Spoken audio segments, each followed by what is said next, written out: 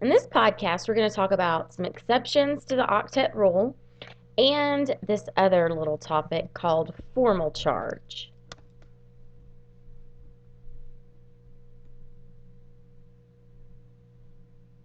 All right, first some exceptions. All right, B and BE, they often don't achieve their octet, which means that they can have less than 8 electrons. So it's okay if they are electron deficient. Okay, so if you were to see a BH3 molecule, let's see, B has 3 electrons, valence electrons. All right, and then H each has 1, so we're going to get a bond on each side where the valence electrons are. All right, and we see that each hydrogen has 2, which means it's achieved its duet rule. And then the boron, he only has 2, 4, 6. So he doesn't have the 8, but this is okay. This is still a stable molecule because B is okay not achieving the octet. All right, now let's go the other way. SF6 is an example of someone or a compound that exceeds the octet.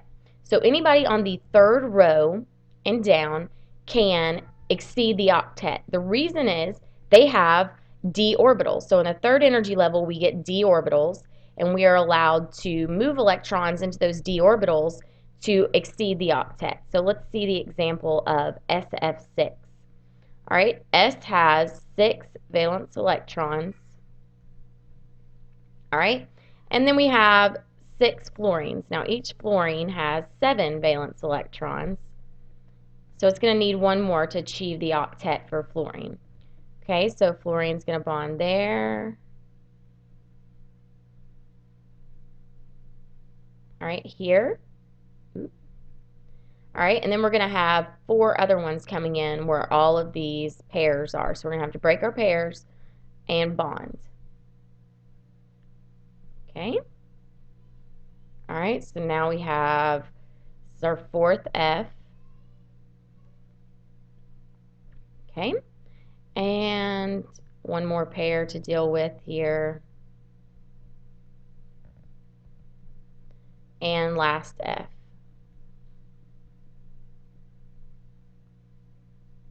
Okay, all right, so you see here each F has 2, 4, 6, 8, so that's good. F is satisfied. He has 8 valence electrons because he lives in the second row, so he cannot exceed the octet.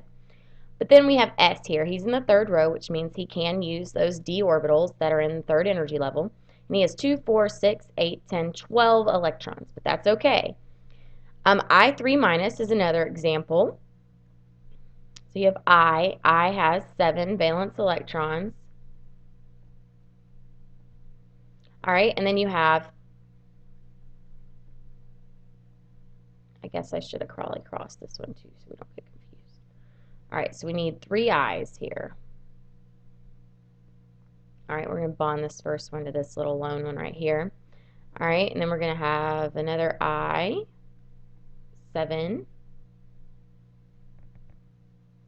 Okay, all right, so there's our bonds, and then we have one more extra electron that we can use, this little negative, and it's going to go right here to get this pair.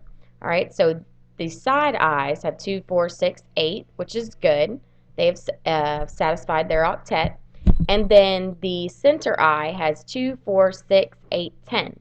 But that's okay because he's bigger than the third row, which means he can exceed his octet. Okay? All right, here's some other examples of some molecules that can exceed the octet. So ClF3, XeO3, Xe is a noble gas, ICl4 minus, and then we have BeCl2. All right, BeCl2 is going to be the one in this little list that will not exceed the octet, but he will actually have less.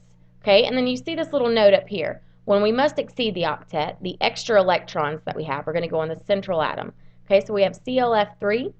That means Cl will receive the extra electrons. Okay, XeO3, Xe will receive the extra electrons. ICl4, I will receive them, and then BeCl2, B will be electron deficient, so he's the one that will have a lack of extra electrons.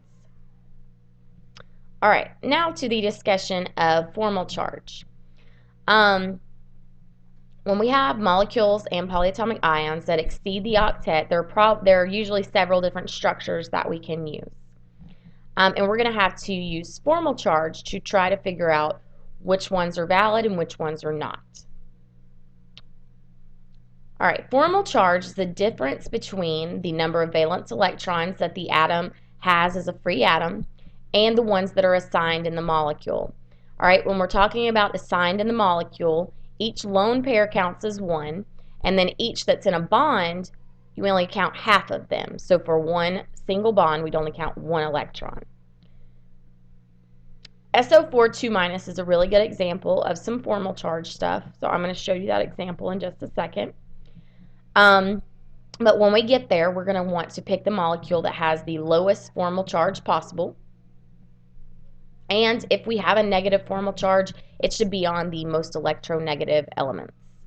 All right, so let's do our little SOF4 2- example. All right, so S has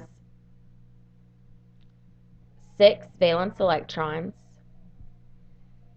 All right, and then we have 4 oxygens, and they're each going to bond to the central, and each oxygen has 6.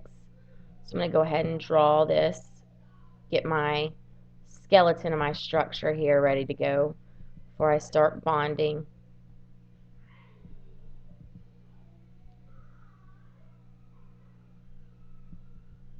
Okay, all right, now let's start making some bonds. We got a bond here, a bond there, there, and there. All right, now if you look at the oxygens, each oxygen only has 7 valence electrons. We have 2, 4, 6, 7, okay? And we only have 2 extra electrons up here we can use. So we're going to have to do some double bonding to get this structure to work out. Oop. Sorry, ran off my board down there, so it didn't go very well. All right, so we've got some double bonds here. All right, and then we have these 2 extra electrons that we can throw on the O's. All right, so this is our first structure. Okay, let's get a different structure. For this one, I'm going to use the second way I showed you how to do Lewis structures, which I'm going to add up all the valence electrons. So S has 6, and then we have 6 for each oxygen times 4, because there are 4 oxygens, so 6 times 4 is 24, and then we have 2 extra. Okay, so that's 32 electrons. All right, and then you're going to go and you're going to give each of them a single bond.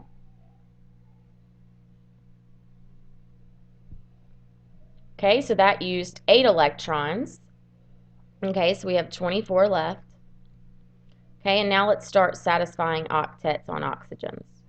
Okay, so now we have 18 left. I just used 6 more. Now I have 12 left. Now I have 6 left.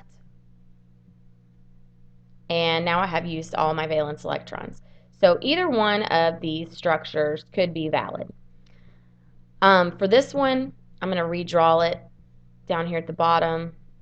Well, I can redraw it right here at the top, just so it looks a little better.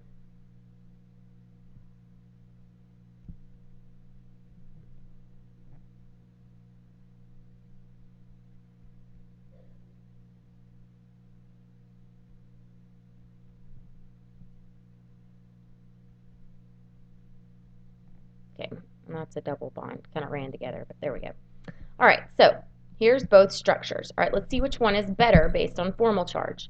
Okay, so we're going to talk about these sulfurs specifically, okay? Central atom usually gets you exactly where you need to be. All right, so in each of these, sulfur has 6 valence electrons as a free atom. So we're going to write 6 for each. Okay, and then we're going to count out every electron that is assigned to sulfur in the bond. Well, remember that in the molecule, we only count half of the pair. So for each bond, we're only going to count 1 electron. So 1, 2, 3, 4, 5, 6. So 6 minus 6 is 0. So sulfur has a formal charge of 0 in this structure here. Okay, now let's do this one. 1, 2, 3, 4. Okay, so in this one, sulfur has a positive 2 charge. Okay, so this is actually the better structure for sulfur based on formal charge. All right, and that's how you apply formal charge.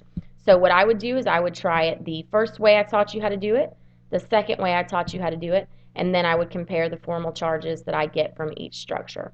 Polyatomics usually tend to be the ones that formal charge will get you the most often. So like SO4 2 minus, CO3 2 minus, PO4 3 minus, stuff like that are going to be the ones that are going to cause you formal charge headaches. Okay, and that's how you do it.